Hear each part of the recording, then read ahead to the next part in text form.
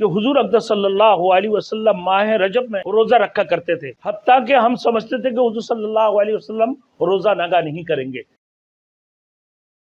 Thanks for watching. Don't forget to like, comment, share and subscribe to Maulana Habibullah Ruhani Official. حضرت عبداللہ ابن عباس رضی اللہ تعالیٰ عنہ فرماتے ہیں کہ حضور اقدس صلی اللہ علیہ وسلم ماہ رجب میں روزہ رکھا کرتے تھے، حتیٰ کہ ہم سمجھتے تھے کہ حضور صلی اللہ علیہ وسلم روزہ نگاہ نہیں کریں گے، لیکن حضور صلی اللہ علیہ وسلم پھر روزہ چھوڑ دیتے تھے۔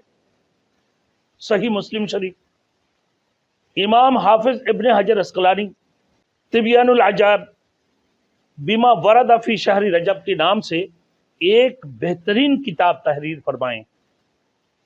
اس کے اندر فرمائیں کہ لم یرد فی فضل شہر رجب ولا فی صیامہ ولا فی صیام شیء منہ معین ولا فی قیام لیلۃ مخصوصۃ فی حدیث یصلح للحجہ ایکم رجب، دوم رجب، یا پہلے تاریخ کو، دوسرے تاریخ کو، تیسرے تاریخ کو روزہ رکھنا، پھر 17 رجب کو روزہ رکھنا، یہ فضائل سمجھ کر اور روزہ رکھتے ہیں تو یہ واضح غلطی کر رہے ہیں، یہ غلطی کا شکار ہو رہا ہے، کیونکہ رجب کی مہینہ میں کوئی روزہ مقرر نہیں ہے، نہ ہی کوئی عمل مقرر ہے، فضیلت والی ہے۔ ہر مہینہ کو اللہ رب العالمین، ایک سے ایک ماہ کو اللہ رب العالمین اس میں فضیلت عطا فرمائی ہیں۔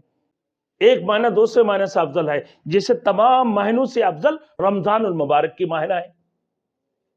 اسی طریقے سے ہر ایک مہینہ کے اندر اللہ رب العزت نے ایک تقویت، ایک فضیلت رکھی ہے۔ اب رجب کی مہینہ کے اندر روزہ رکھیں آپ، لیکن کنٹینیو نہیں رکھیں، یعنی کبھی کبھار چھوڑ بھی دے۔ اللہ کے رسول بھی جب رجب کی مہینہ میں روزہ رکھتے تھے تو صحابۃ الاجمعین سمجھتا عبداللہ ابن عباس، حضرت عبداللہ ابن عباس رضی اللہ تعالیٰ عنہ فرماتے ہیں کہ ہم یہ سمجھتے تھے کہ اللہ کے رسول کبھی روزہ نگاہ نہیں کریں گے، اللہ کے رسول صلی اللہ علیہ وسلم روزہ چھوڑ دیتے تھے۔